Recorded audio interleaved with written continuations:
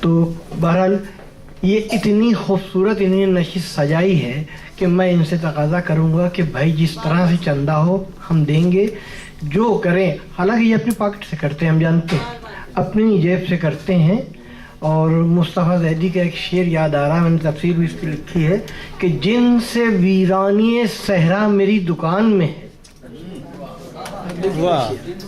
جن سے ویرانی صحرا میری دکان میں ہے، تو کیا خریدے گا تیرے شہر کا بازار مجھے. اب میں اس شعر پر بقا صاحب کھو گیا کہ کیا کہہ رہا ہے.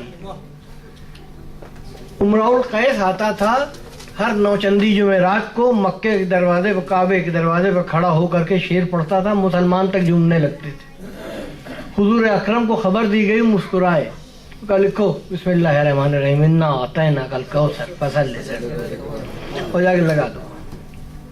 اس نے آ کے دیکھا، اس نے کہا ھذا الا من الکلام البشر، کسی آدمی کا کلام نہیں. اور یہ کہہ کے پھر صحرا میں چلا گیا، جن سے ویرانی صحرا میری دکان میں ہے، اور کیا خریدے گا تیرے شہر کا بازار.